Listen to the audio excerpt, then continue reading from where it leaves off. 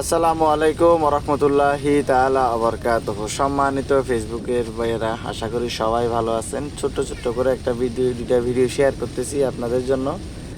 মূল ড্রাইভিং বিষয় নিয়ে আমি 10টা ভিডিও তৈরি করব। এই 10টা ভিডিও যারা দেখবে, কাগজে কলমে লিখিত দিব ইনশাআল্লাহ, তারা অবশ্যই গাড়ি চালানো শিখতে পারবে খুব ইজিতে। তো মূল 10টা ভিডিও তৈরি করার আগে টুকটাক একটু ভিডিও ছাড়তেছি আপনাদের রিয়েকশনটা দেখার জন্য। আজকে বৃষ্টি পড়তেছে, এটা হচ্ছে কক্সবাজার টেকনাফের যে হাইওয়ে রুট ইনানি, ওই রুটটা মেরিন ড্রাইভ বলে আর এই রুটের নাম। আমি এখন ওই নীলদরিয়া আসছিলাম, নীলদরিয়া থেকে চলে যাচ্ছি কক্সবাজারে। রাত বাজে হচ্ছে এখন 2টা, রাত বাজে 2টা, গভীর রাত, কোনো গাড়ি নেই। মাঝে মাঝে একটা দেখি পুরো রাস্তা মিলে, বা 2টা দেখি এরকম। ভারী বৃষ্টি, সামনে কিছুই দেখা যাচ্ছে না বললেই চলে। ওই যে আমি একটু আগে ওখান থেকে ব্যাগে আসলাম, সেই অনুযায়ী, সেই আইডিয়া অনুযায়ী গাড়ি চালানো। আসলে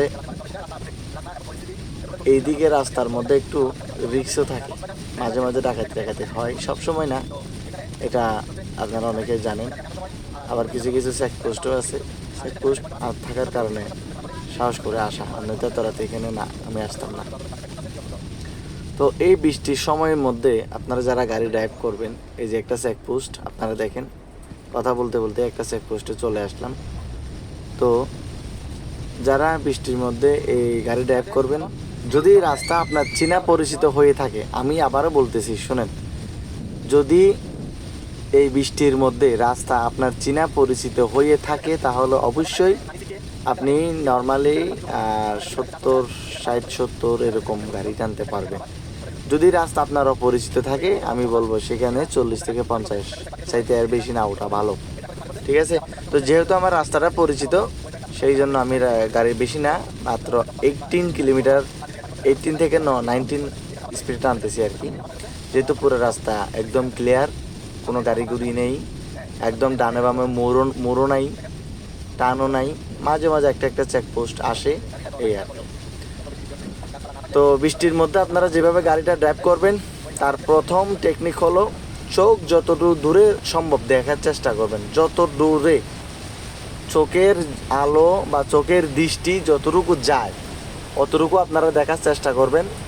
এবং আপনি যতটুকু দেখবেন, ততটুকুর মধ্যে গাড়িটা কন্ট্রোল করার সক্ষমতা রেখে আপনারা গাড়িটা স্পিড ওঠাবেন। যেমন আমি ঠিক ততটুকু গতিতে চালাচ্ছি, যতটুকু গতির মধ্যে সামনে যদি কোনো মানুষ, কোনো গাড়ি বা কোনো চেকপোস্ট বা কোনো কিছু পড়লে যাতে আমি গাড়িটা কন্ট্রোল করতে পারি, ওই ক্যাপাসিটি অনুযায়ী আমি কিন্তু গাড়িটা ড্রাইভ করতেছি। হ্যাঁ, তো জিনিসটা আপনারাও মাথায় রাখবেন, আপনারাও ওইভাবে গাড়িটা ড্রাইভ করবেন।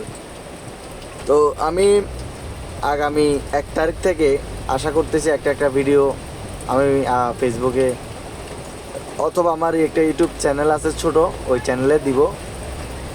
আপনারা যারা গাড়ি ড্রাইভ করতে চান, তারা অবশ্যই বাধ্যতামূলক ওই ভিডিওগুলো দেখবেন, দেখে এমনভাবে শিখবেন যাতে স্টার্টিংয়ে বসার পরে ওই জিনিসগুলো আপনার থেকে আবার শিখতে না হয়, কিংবা আপনাকে যে ভাই ড্রাইভিং শিখাবে ওনার থেকে যাতে আপনাকে বলতে না হয়। তো আশা করি আপনাদেরকে বৃষ্টির মধ্যে কিভাবে গাড়ি ড্রাইভ করতে হবে ওইটা বুঝাইতে পারলাম ন্যূনতম হলেও।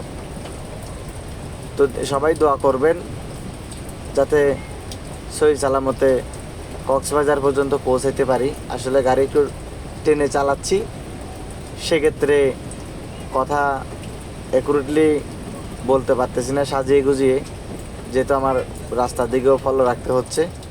তো সবাই ভালো থাকবেন, দোয়া করবেন। আল্লাহ হাফেজ।